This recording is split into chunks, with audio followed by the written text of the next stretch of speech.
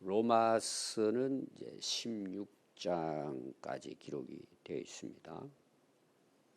근데 장절은 이제 후대에 원래 이제 원본은 장절이 없습니다. 그냥 한 문장으로. 그래서 로마서 그러면은 이제 바울이 로마서 기록할 때 쭉 쓴 거예요. 16장까지.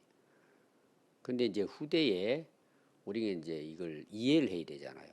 그럼 이해할 때는 이제 우리가 국어 시간에 보면 단락을 나누죠. 뭐 1당 이제 이런 식으로. 그러면 이제 이해하기 쉽기 위해서 장절을 구분을 했습니다. 그러면 이제 로마서가 16장이니까 오늘 우리가 몇 장 읽어요? 그럼 8장이면 로마서를 이제 생각했을 때 어느 정도 위치에 와 있을 것 같아요? 중간이에요, 중간. 중간. 그럼 중간은 이제 중앙이라고 볼 수 있죠. 물론 뭐 시작과 결론도 다 중요하고. 우리가 이제 중간에 예를 들면 생선이 있어요. 어느 곳이 제일 맛이 있을까요? 가운데 토막 그러잖아요. 저도 어렸을 때는 저희 아버지는 가운데 토막이에요. 우리는 꼬리 부분이에요. 여러분 그렇게 이제 귀한 손님이 오면 우리가 그렇잖아요. 가운데 토막을 이렇게 주고 나머지 이제 우리 식구들 먹고 그런 적이 옛날에 이제 있었잖아요. 왜 제가 이걸 강조하느냐? 이 8장을 가리켜서 그 반지 중에 제일 비싼 게 다이아몬드예요. 이게 다이아몬드 장이다. 그렇게 해석한 분이 있어요. 너무 중요하다 이런 내용이에요. 오늘 제가 비도 오고 날씨도 구준데 여러분들이 새벽기도 나오셨잖아요. 그분들에게는 제가 오늘 선물을 드리는 거예요. 영원한 다이아몬드. 영원히 빛나는 다이아몬드. 제가 이제 날씨가 굽고 또 우리가 코로나 뭐 이런 그 일들이 일어나잖아요. 어려운 일들이. 오늘 여러분들이 이제 새벽에 나오시기 전에 고민하신 분도 계시죠? 나오시기 전에 비가 막 쏟아졌잖아요. 제가 좀 일찍 일어났는데 막 쏟아지더라고. 그럼 여러분 생각이 어때요? 이제 오늘 나오신 분들 오늘은 쉬고 싶어요? 나가고 싶어요? 여러분 그런 생각이 별로 안 들었죠? 나오신 거야. 근데 누워 있으면서 비가 막 장대비가 오잖아요. 오늘은 제가 여러분들에게 오늘 선물 이야기잖아요. 다이아몬드. 하나님의 선물을 이제 제 경험이에요. 내가 할 수 없어요. 힘들어. 하는 거야. 갈 수 없어요. 가는 거야. 피곤해. 힘들어. 그만해야지. 근데 하는 거야. 이게 우리 모든 신앙생활의 원리예요. 예를 들어 내가 육신적으로 내 여러 가지 상황이나 뭐 상태는 안 좋은데 하는 거예요. 그럼 하나님이 그거 모르실까요? 여러분들이 항상 신앙생활 할 때 우리는 누구를 바라보고 신앙생활을 해야 돼요? 하나님을 바라보고 하죠. 우리가 하나님의 뜻대로 하나님의 영광을 위해서 헌신하고 산다 그러잖아요. 근데 그 진가가 언제 드러날까요? 비 올 때예요.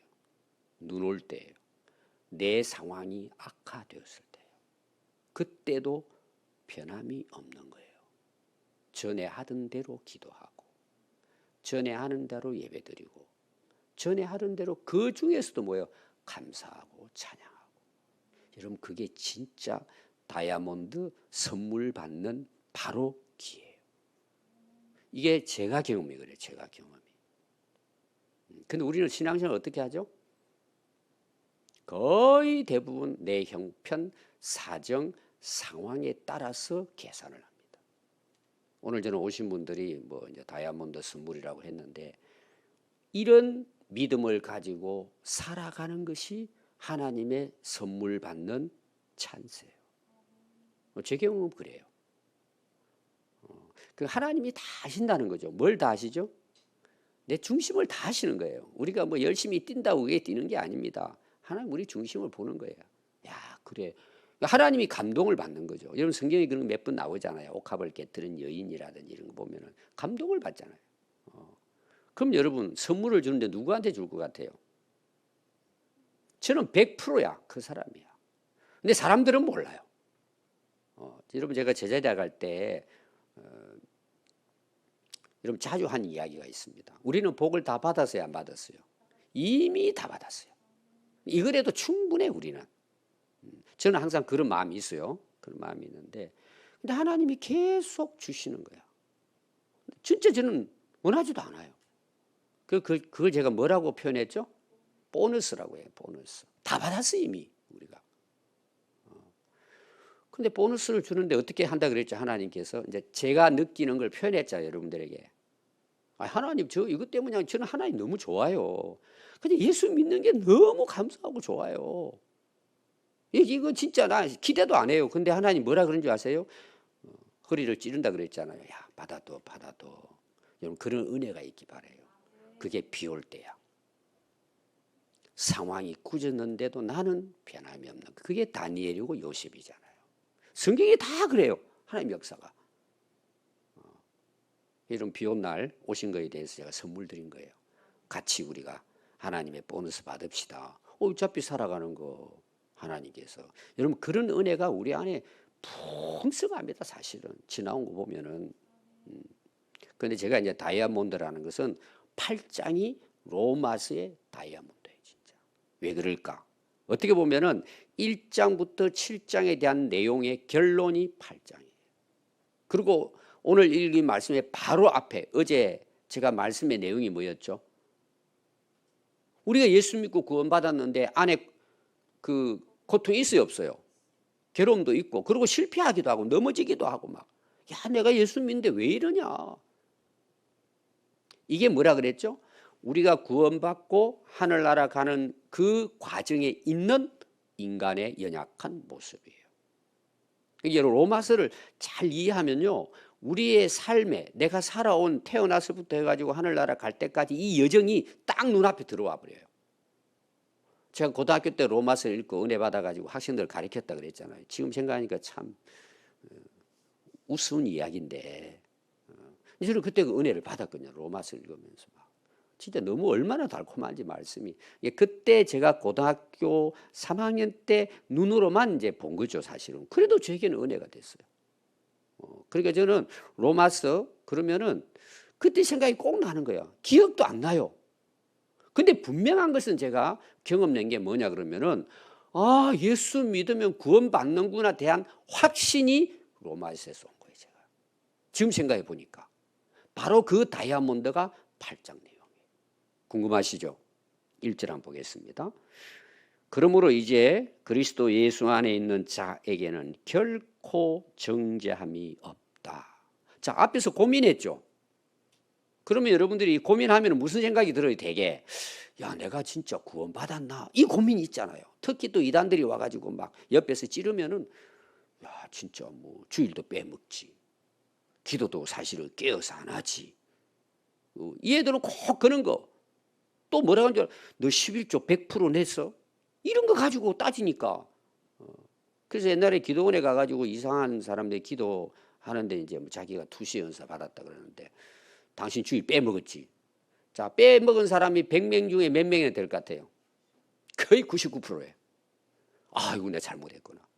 너 11조 떼먹었지. 여기 앉아 계신 분도 찔리는 사람 있을 거야 아마. 그거 가지고 공격에 들어오는 거예요. 여러분 그것이 우리 구원을 결정할까요? 결정하지 않습니다. 그건 구원받은 다음의 이야기예요. 좀 더 좋게 표현하면 구원은 은혜로 복을 받았잖아요. 우리가 다. 근데 그거는 보너스 받는데 영향이 있을까 없을까요?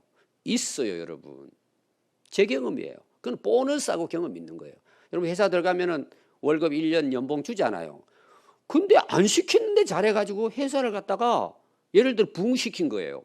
그럼 여러분 대표가 어떻게 할까요? 개인적으로 불러요. 너 참 1년 동안 우리 회사 살렸다. 아무리 이야기하지 마. 그리고 10억을 주는 거야. 이거는 보너스예요. 연봉은 주고. 그래서 아까 제가 보너스 이야기를 한 거예요. 우리가 살아가면서 하나님 말씀 안에서 상황과 상관없이 내가 믿음으로 또 세상에 막 죄악과 싸우는 거예요. 막 이기려고 싸우는 거야. 그리 안 해도 되는데 평소 신자들이 보면 그리 안 해도 되는데 그렇게 하는 거예요. 그렇게 사람들이 야 꼭 그렇게 살아야 돼? 한잔 하기도 하고 그냥.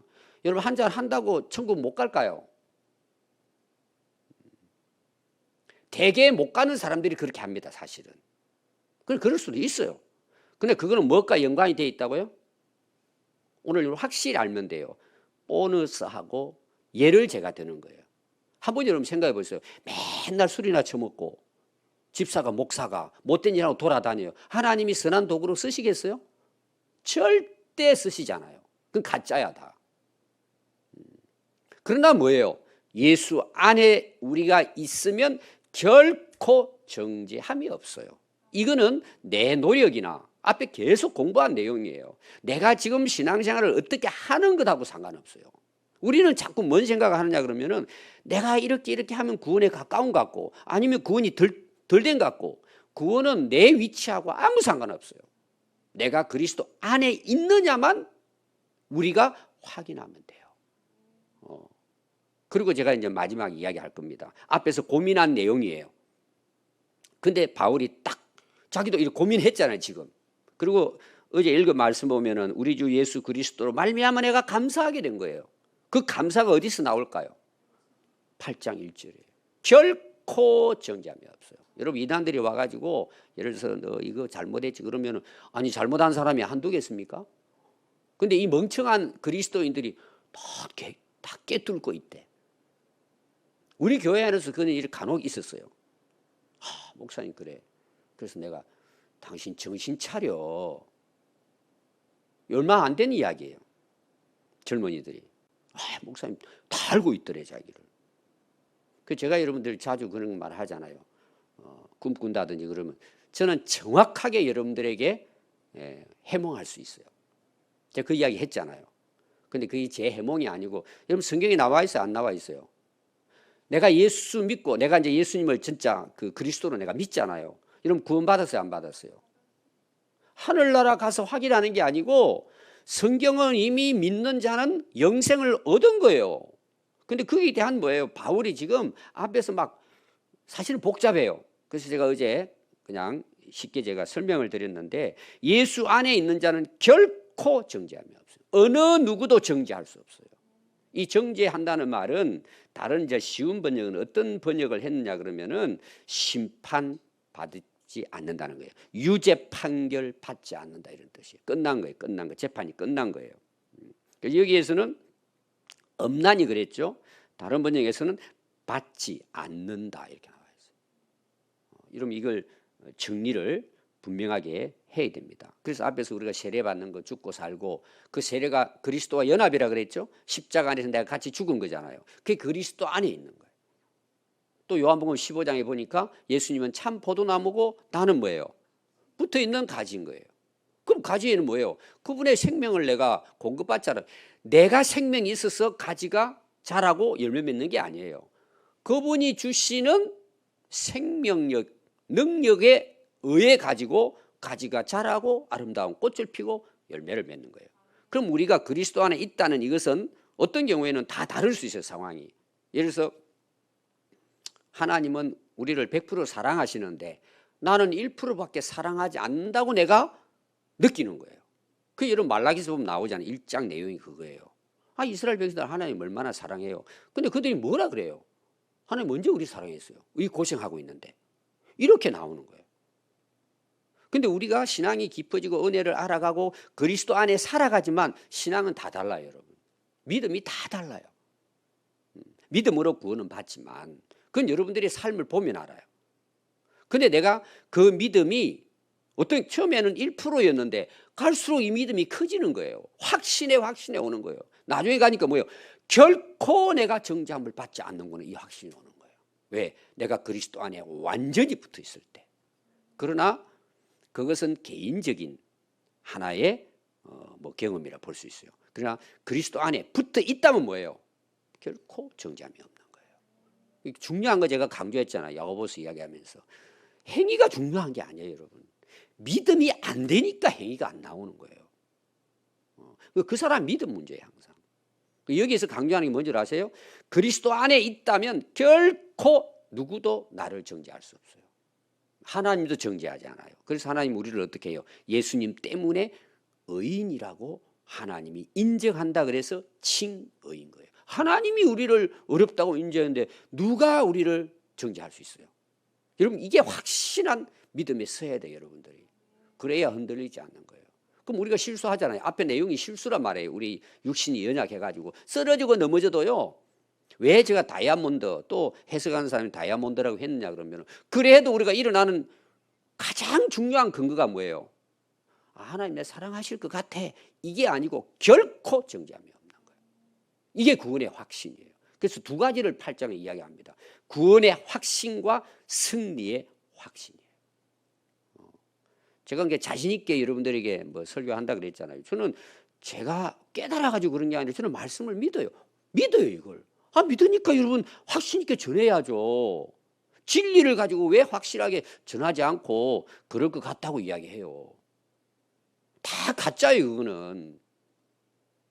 비슷하게 전할 수는 있어요. 그건 비슷한 거예요. 진짜가 아니에요. 그 오늘 여러분들이 결코 정죄함이 없어요. 어느 누구도 나를 정죄할 수 없어요. 그럼 중요한 게 뭐예요? 내가 예수님께 붙어 있느냐, 이게 중요한 거죠. 그게 선물이에요, 선물. 그걸 더 쉽게 풀이한 게 이제 아래 나옵니다. 이유, 이는, 그러죠? 이유가 있다는 거죠. 왜 우리가 그리스도 안에 있으면 결탄코 우리가 유죄 판결을 받지 않느냐? 그리스도 예수 안에 우리가 있을 때 누가 나를 이끌어 가시느냐? 생명의 성령의 법이 죄와 사망의 법에서 나를, 여기 해방은 구출한 거예요. 죄의 종, 마귀의 종의 자리에 있던 우리를 구출해서 우리 해방시킨 거예요. 그럼 이제 오늘날 우리가 우크라이나 사태 한번 봅시다. 참 비참해요. 뉴스를 들을 때마다.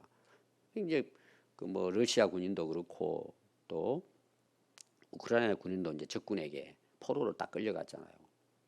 그러니까 그 러시아 같은 경우는 그저 그 자리 싹버리잖아요. 예를 들어서. 근데 이제 우크라이나 사람들은 이제 뭐 빵도 주고 이런 게 있잖아요. 막 울면서 다 보니까 20대 초반이야. 애기들이야. 훈련도 제대로 안 받고 옛날 우리 학도병처럼 끌려와가지고, 그러니까 우크라이나 아줌마들이 불쌍해가지고 떡도 주고 해가 먹여가지고 보내고 이런 내용이 나오잖아요. 우리가 전에 죄의 포로였어요. 마귀의 포로였어요. 근데 예수님을 통해서 뭐예요? 우리가 구출받았다는 뜻이 해방이라는 것은. 그럼 소속이 어떻게 되죠? 예수님 안에 있는 소속이 되는 거예요. 전에는 마귀와 종과 죄의 지배 아래, 법 아래 계속 나왔잖아요. 율법 아래. 근데 소속이 바뀌어져 버린 거예요. 이제는 우리가 해방돼 버린 거예요, 거기서. 그럼 여러분 한번 생각해 봅시다. 뒤에 나오면서 제가 6장부터 5장부터는 그리스도인으로서 구원받은 자의 삶에 대한 이야기라 그랬잖아요. 지금 그게 진행되는 거예요. 결론에 제가 이야기하겠습니다. 정리를 해가지고 이 부분을. 그럼 이제 우크라이나 군인이 포로로 끌려갔어요. 이거는 완전히 죽었다고 봐야 돼요. 그냥 내놓으면 그냥 완전히 그냥 사람 취급을 안 하고 죽이는데 어떻게 해가지고 살아난 거예요. 그러면 러시아로 다시 그 감옥으로 가겠어요? 생각이나 하겠어요? 아, 내가 그 러시아 가서 살아야 되겠다. 그 사람 만나러 가래. 이런 생각 할까요? 거기서 진짜 사지에서 구출을 당했는데 다시 돌아갈 마음이 있을까요? 여러분 영화 같은 데 이런 거 나오잖아요. 특히 미국 영화 뭐 라이언 일병 구하기 이런 거 해가지고 막 특수대원들이 8명, 7명이 가가지고는 거의 그 하나 구한다고 갔다가 거의 다 죽고 살아나오는 이런 거. 네 한 사람 때문에 우리가 죽어야 되냐 뭐 이런 그 마지막 이야기도 나오고 그러잖아요. 그럼 라이언 일병이 다시 그 포로 끌려간 감옥에 들어가 살라고 할까요? 치가 떨리죠. 오늘 왜 우리가 예수 믿으면서도 생활에 변화가 안 되고 왜 죄의 그 노예로 살고 있냐 이 말이에요. 여러분 이유가 어디 있을 것 같아요? 해방되고 구출된 걸 모르는 거예요. 잘. 이게 뭔지. 이게 어디까지 간 줄 아세요? 우리가 구원받았는데도 세상 미련은 본성은 제 본성은 있다는 걸 바울이 앞에서 고민하고 오라 공고한 자 이러면서 고백한 거예요. 여러분 한번 잘 보세요. 저도 마찬가지 이거는. 결론에 제가 이걸 정리 한번 해드리겠습니다. 내가 예수 믿고 목사까지 됐는데 세상 것이 좋아 보일 때 있을까 없을까요? 옛날 제가 그 중학교 3학년 때까지 예수 모르고 살았죠. 그때 시절이 생각이 나요. 애들하고 해서 저도 어떨 때는 아이고 목회 그만두고 저 그냥 세상 즐기면서 여행이나 다녔으면 좋겠다 이런 생각 안 들까요? 다 들어요, 여러분. 이게 우리가 살아가는 이 세상 속에서의 살아가는 우리의 과정이에요. 근데 우리는 흔들리지 않는 이유가 뭘까요? 지금 바울이 이야기하는 것은 결코 우리는 정죄함이 없다는 거예요. 왜? 거기서 우리는 해방됐기 때문에 여기에 대한 확신을 지금 여기서 기록을 하는 것입니다. 그래서 율법이 육신으로 말미암아 연약해서 할 수 없는 그거를 우리가 죄에서 지배에서 벗어날 수 없잖아요. 종이잖아요. 누군가는 와서 구출해 줘야 되잖아요. 율법을 가져와도 안 되는 거야. 왜? 우리가 그 율법을 충족시킬 수가 없는 거예요. 율법은 선하고 좋은 것으로 하나님이 주셨는데도 불구하고 그것은 힘이 안 되는 거예요. 율법은 앞에 나왔잖아요. 선한 거지만 우리에게 할 수 있는 딱 영향력이 뭐냐 하면은 너 죄인이야. 지키려고 하다 보면 하다 볼수록 하나님 저 아무것도 못하겠어요. 고백하는 거예요. 누구밖에 도움이 안 돼요. 하나님만이 나의 도움이 밖에 안 되는 거예요.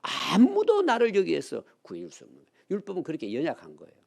우리를 죄는 깨닫게 하지만 우리를 구원할 수 있는 능력은 없습니다. 왜?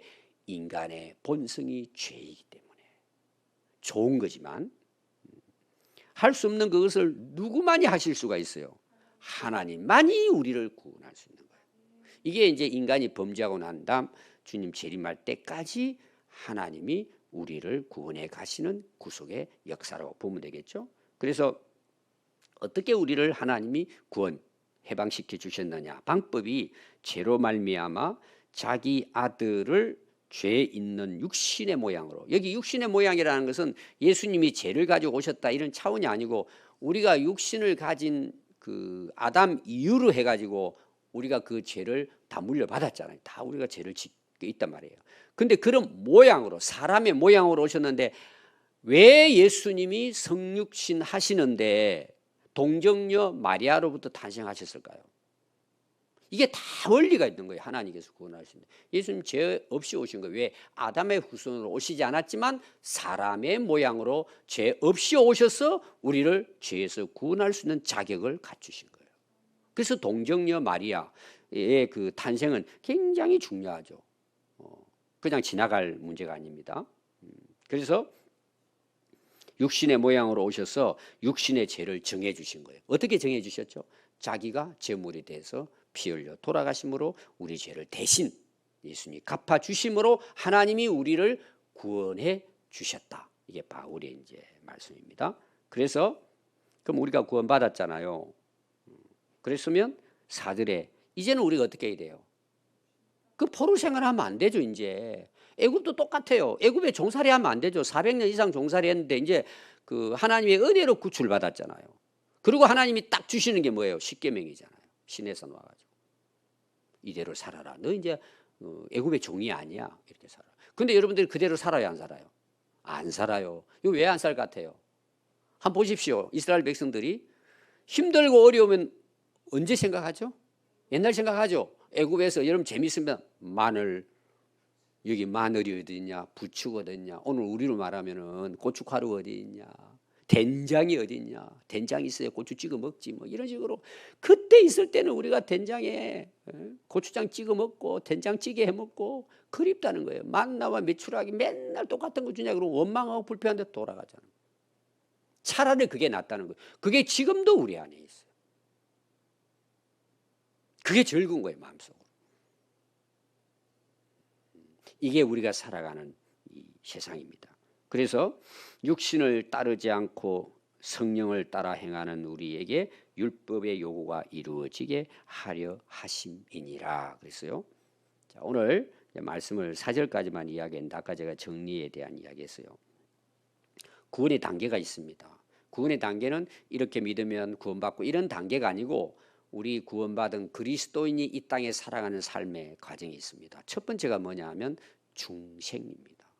이제 하나님 안에서 태어나는 거죠.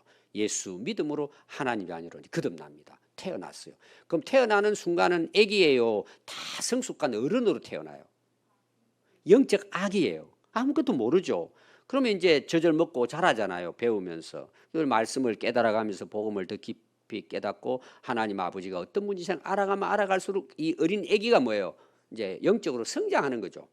이 성장 과정을 뭐라고 하느냐? 성화의 과정이라고 하는 거예요. 성화가 뭐예요? 거룩해져 간다는 의미잖아요. 내가 의인으로 태어났지만 태어난다고 내가 성인이 되는 건 아니잖아요. 똑같습니다. 영적 원리도. 그래서 그리스도 안에 있는 게 중요해요. 태어났어요. 그 다음에 성화의 과정이 언제까지 가느냐? 영화의 단계까지 간단 말이에요. 이 영화의 단계는 영원히 완성한 성결이라고 보면 돼요. 죄가 없는 상태.